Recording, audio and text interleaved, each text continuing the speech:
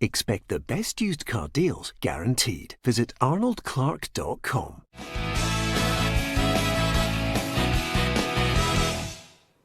Welcome to the football show on PLZ Soccer, sponsored by Arnold Clark. I'm Gabriel Antoniazzi.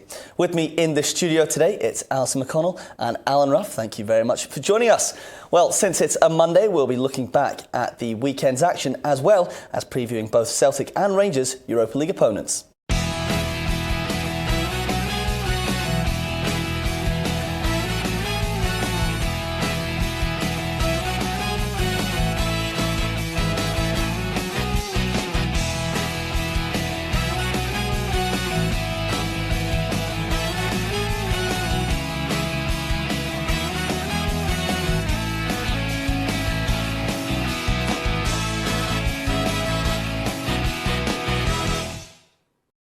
The draw for the Europa League last 32 took place today at the UEFA headquarters about noon, and we found out who both Celtic and Rangers will be taking on. Now, it's already been tipped that they've both been given favourable ties. Celtic have Copenhagen and Rangers will be playing against Braga. We're going to look at Celtic first. Here's who they'll be facing.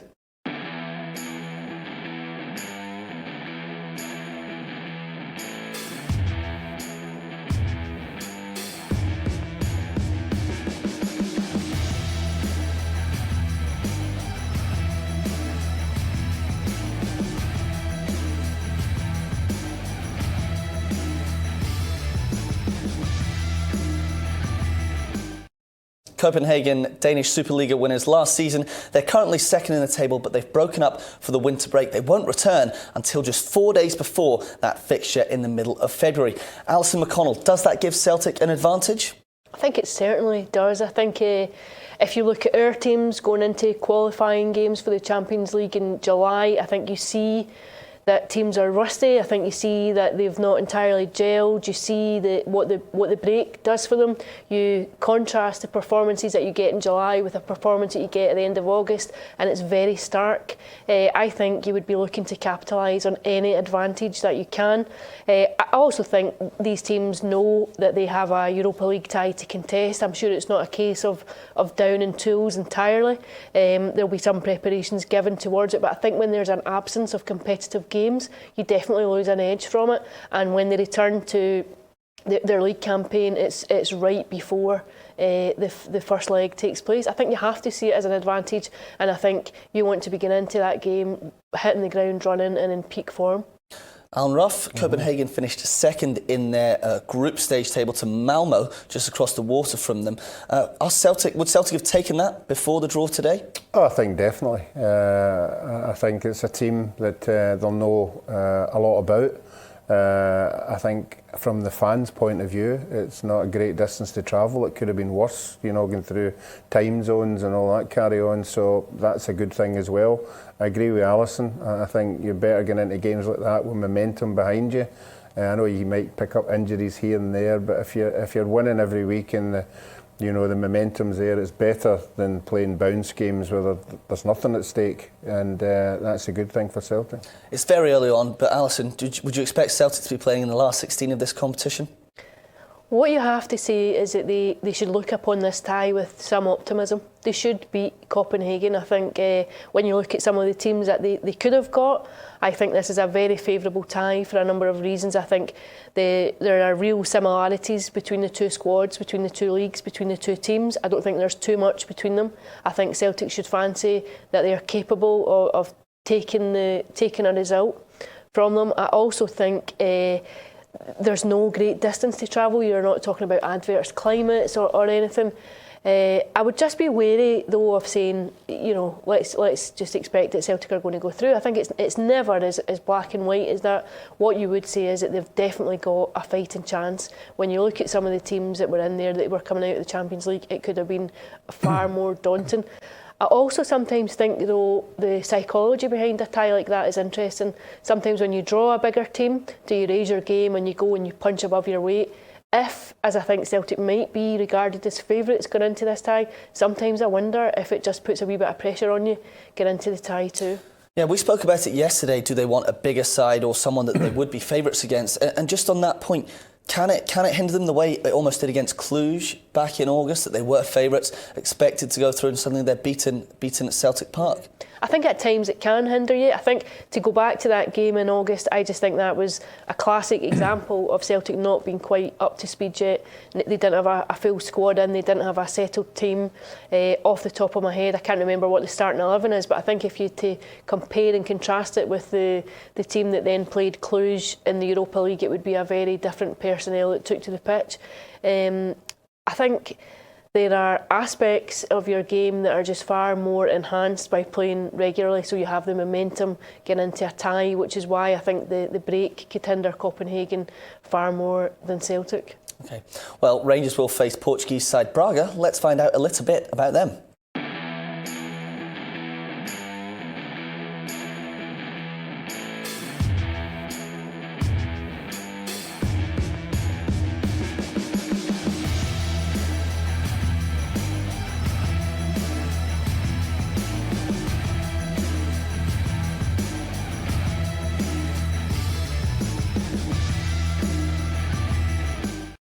It could have been Inter Milan, it could have been Ajax, Manchester United, Arsenal, but it's Braga who are 9th in the Portuguese Liga.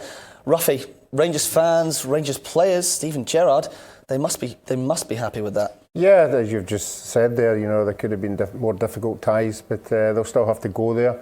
They have shown through the years that they're good enough to up their game and take on bigger sides. But I would think Rangers, the way Rangers are playing just now, and if we think of the European games that they've played so far, they've coped very well away from home, which I think surprised some people. But I think the longer they're getting the experience of playing in Europe with these present players, they look as if they're comfortable home and away. I just think they need to take their chances when they come along. How much of a boost is it, Alison, that they're playing another Portuguese side? Of course, Porto, who are always the best, if not second best Portuguese side above Braga, and they held their own against Porto, beat them at Ibrox, drew away. I think you have to draw some confidence from that. I think you also know the style of football that you're going in to play against. But I think what augurs well is just how they competed in that Europa League draw. Ironically, they've probably had a better result from finishing second, a better draw rather from finishing second than they did had they topped the group. I think they'll fancy their chances, like Celtic's draw. I think there's very little between the teams. You have to look at it with some optimism, and I'm sure Rangers will feel quietly confident that they can go and get a result. I think they might, if they'd won criticism, they might have preferred to have had the home leg last. You maybe prefer to go away first and then know what you've got to do upon your return. But I think once the draw's made, you focus on the tie itself and what you're up against. And I think they'll look at it and think, well, what have you got to lose? You go and you give it your best shot, and I don't think too many would be surprised if they prevailed against Braga. Mm-hmm. Finally on this, who's the happier of the two, Celtic or Rangers? I think they're both. I think both, yeah. I think both of them would be happy with the ties. OK, there's plenty more time to build up to those games, of course, not until February, so we'll be speaking about that, I think, a little bit more before then. Let's look back at the weekend's action. We'll start with Rangers themselves, playing yesterday at midday against Motherwell. 2-0 victory, goals from Nikola Katic and Alfredo Morelos, his 27th of the season. He can't stay out of the headlines. He was then sent off for a second booking for a gesture made towards Motherwell fans. It's been all over the papers and across the media this morning. Reaction to that. Alison, do you think he deserved a second yellow? I think by the letter of the law there is no ambiguity. I think he had to go. I think it was a rash decision to celebrate in front of the Motherwell support. I think it would have been far more sensible to go and enjoy the moment with your own support. I don't think his dismissal hindered Rangers at all at Fir Park. I think they played out the last 20 minutes or so and won the game. You come away with all 3 points, but you do now look to Easter Road and think they're handicapped by the loss of a guy that scored 27 goals this season, and that's where you might feel his absence a bit more keenly. I think it was silly. I think it was just a rash judgment. I think, again, I know we've probably spoken about it prior to the show, but you see all the things that are thrown as well. I think it's fairly moronic from that element of the Motherwell fans too. I think that pocket is well known where the ultras sit, and I think there's been bits of trouble before from them, but I just think, what's the point in celebrating in front of people and goading them?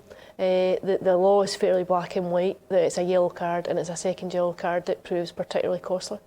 Well, 62% of people that we asked agreed that he should have been sent off the second yellow for that. But just as Alison was touching on there, Roughie, you know, he's got coins thrown at him or pies or whatever it is. Can you understand where he's coming from, or is the best thing to do just score, turn around and go back to the centre circle?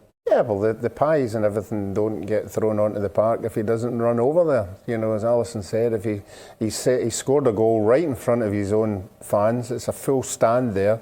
Why not enjoy it, you know, with your own fans instead of running over there? Unfortunately, it's in his makeup. He's one of these guys, you know, that responds to things like that. Other players might have just not bothered at all, but that's the way he is. And fortunately this year it's not been as bad as what it was last year, but he's let himself down, and the bottom line is he's going to be fined by the club. You know, that says it all for me. Stephen Gerrard isn't trying to hide anything. He's let the club down and he'll be fined, and that's the proof in the pudding for me. I do think there is an element of hypocrisy from football supporters. I do think you hear it all the time. You hear players being abused, you hear vile things that are shouted at that I'm assuming players are well aware of, even if, like Morelos, English isn't your first language, the tone of things, and you will understand that you're coming in for a fair bit of stick. And then I think fans can be quite outraged then when players give a bit back. However, it is a letter of the law that once you gesticulate like that you have to go. And I think it was silly. I think it was naive and it was silly, and I think ultimately it could be costly. Is there a question there over consistency with the gesturing? We saw Candeas was sent off last season, second yellow again, for blowing a kiss to Anton Ferdinand from St Mirren. We saw Andy Halliday also received a second yellow for similarly. Whereas Scott Brown, we saw, didn't get reprimanded after the Old Firm game earlier in the year. Is there a lack of consistency there, Alison? I think it's a slightly different situation. I'm not sure that you can be booked retrospectively after a game. That would be the first thing that I would say. I think the incident to which you refer came at the end of March after a fairly controversial Old Firm game in which it all kicked off at the death. I think Brown went and gave a similar gesture to the Celtic support. So I think the first thing is his argument would be that it was towards his own support and not to the Rangers support. And secondly, I'm just not sure. I think you can be dismissed when there is television evidence or retrospective action taken. I'm not sure that you can be booked. OK, we're going to have to leave that one there. We'll move over to Celtic, who were also playing yesterday. They beat Hibs 2-0 at Celtic Park to stay 2 points clear of Rangers. Jeremy Frimpong, the 19-year-old man of the match, scored the first and was thoroughly impressive throughout. Neil Lennon was heaping praise on the youngster. And in Frimpong, obviously, you can see it for yourselves what a player he is. One of the best kids I've ever seen, at that age. Just delighted with what he brings to the team and his quality of play, whether it be defensively or offensively. And in the end, there's an end product as well. He thoroughly deserved his goal, and he put a couple on a plate for a couple of lads, which we should have benefited from. So he's an outstanding talent. It just seems to be the Frimpong show at the moment. Let's hear from the young man himself. Yeah, I'm delighted to score. It's my first home scoring goal, so yeah, it's really good. Team played amazing. We deserved the 2-0 and we're going to keep that up, so yeah. Yeah, he just said to me, just go do what you do, and yeah, they won't live with you. So I went out there and just did what I did. How impressive is he, Roughie? Fantastic. We didn't know a lot about him when he came in, but since he's been given these chances, he's just a breath of fresh air. You can see the grounding that he's had at Man City, and everything that they have taught him. And he's come into our league and he's just been fantastic, going forward. He's got everything. Defensively, I still don't think he's the final issue, but they can work on him with that. But the game of the weekend was and to bounce back after getting sent off in the final. A lot of young men might have not been able to handle that situation, but he certainly has. Yeah, nothing seems to faze him. He's such a character anytime we speak to him. Alison, how far can he go? You know, what's his limit? There's been comparisons to Kieran Tierney, of course, left back, broke through at a similar age group. He's on a 4-year deal at Celtic. What's the limit for Frimpong?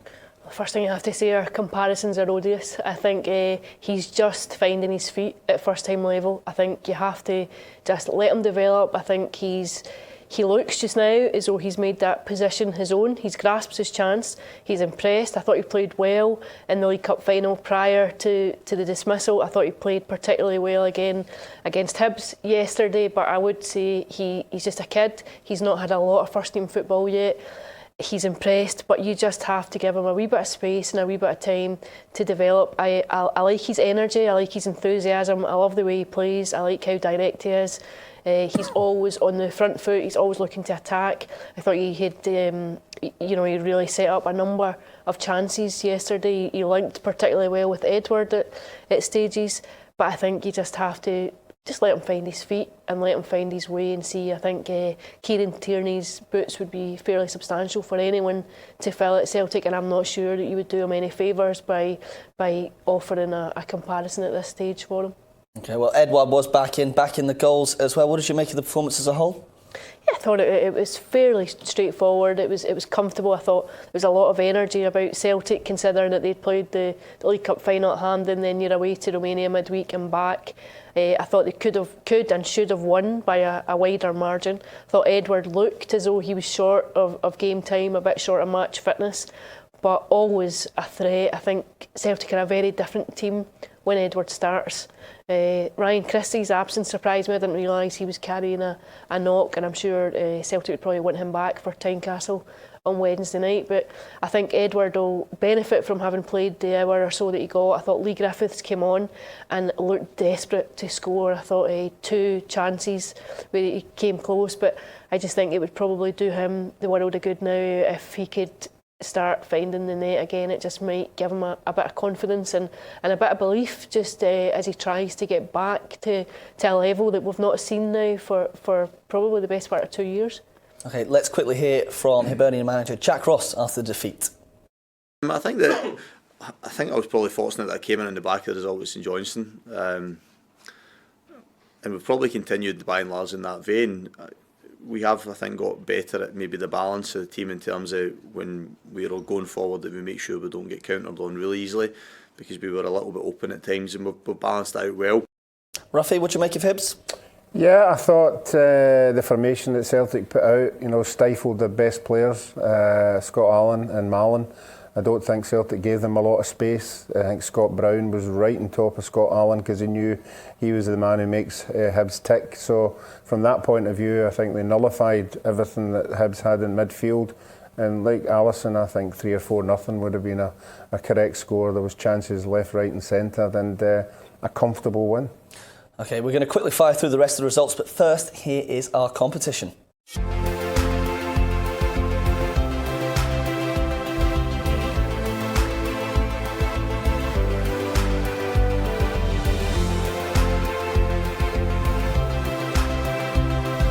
If you'd like to win this unique Lionel Messi signed Barcelona top, subscribe to our YouTube channel PLZ Soccer and we'll announce the winner on Friday 20th of December.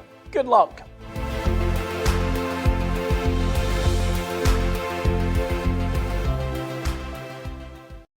We've got to talk about Hearts. Daniel Stendel's first game in charge ended in a 1-0 defeat at home to St Johnstone, meaning Tommy Wright's men leapfrogged them into 10th. Hearts joint bottom with Hamilton. It was St Johnstone's first away win since 2018.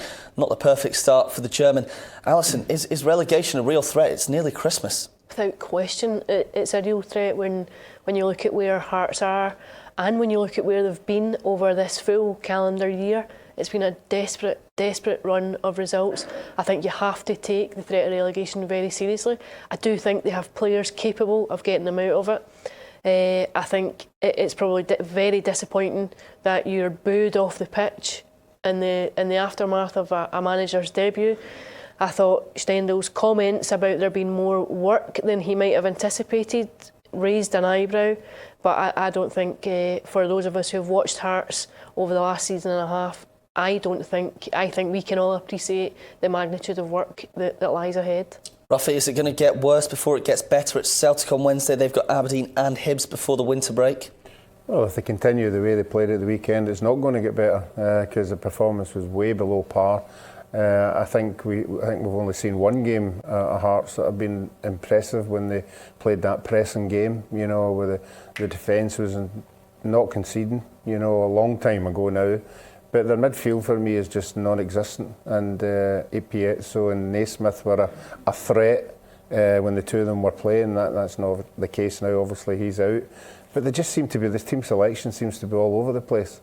Big lack of confidence, and the sooner they get players back or new players in, I don't think it'll get any better. Okay, Alison, quick word on Aberdeen. 1-0 win over Hamilton, up to third. Sam Cosgrove on the score sheet again. I think that's 19 goals this season. I wonder just now if Aberdeen can hang on to him. I just wonder if they'll be interested in him in January, and certainly you would anticipate that there'll be interest in him at the end of the season. They'll be pleased to be up to third because I think they were fairly inconsistent at the start of the season. They've managed to find a wee bit of form now, and it's just about staying there. But I think the challenge for Aberdeen is always that you have players who are playing well and scoring goals. Can you keep them? Yeah, I'm sure all Dons fans will want to keep hold of their star striker. Talking about attackers, Roughie, I know you're impressed with the attacking lineup that Ross County field. They beat Kilmarnock 1-0. Yeah, we experienced them last year with Partick Thistle, and they are a handful up front. You know, Hamilton, Brian, what's his name? Stewart. Ross Stewart, Brian Graham. And Mackay as well. Yeah. You know, three to come into the Premiership, you know, and play three strikers. Obviously Gardyne there as well, you know. They like going forward. They're not just going to come into the league and just, you know, take in for granted. They're going to come in and make sure if you take points off them, you're going to have to work hard for it, particularly up there. Quickly, we can have a look at the table. The other game was St Mirren against Livingston. 3-3, 8th versus 9th. I don't think anyone saw that coming, but it's tight at the bottom, and it's tough for Hearts and Hamilton, who will meet at the weekend. All eyes will be on that one. OK, unfortunately, that's all we have time for on Monday. Thank you very much for joining us. Don't forget you can subscribe, share, like all of our social media channels that are just along the bottom there. Finally, it's a thank you to my two guests. You've been very helpful as always. And thank you to you at home for watching. Make sure you stay tuned for all the best deals from Arnold Clark. Bye-bye. Hello and welcome to the latest offers from Arnold Clark. If Italian street chic is your thing, then this Fiat 500 1.2 lounge model can be yours for $9,998 or £159 a month. It comes in a variety of colours with 15-inch alloy wheels, leather steering wheel and Apple CarPlay. A surefire way to get noticed around town. Not to be outdone, this 5-door 19-plate Toyota Aygo X-Play is currently $10,998 or £179 per month and includes a 7-inch touchscreen, rear view camera and boasts an impressive 67.3 miles per gallon, perfect for city driving. And finally, we have the distinctive style of the Peugeot 208. This 1.2 Tech Edition comes with 3D connected navigation, park assist and 16-inch alloy wheels, all for $11,998 or £189 a month. And how about this for an early Christmas present? Until the 16th of December, if you buy any used or delivery mileage car from over 25,000 used car deals, we'll give you £300 off. For more details on this or any of the other fantastic deals available from Arnold Clark, simply visit arnoldclark.com or click on the link below. Until next time, thanks for watching and happy motoring.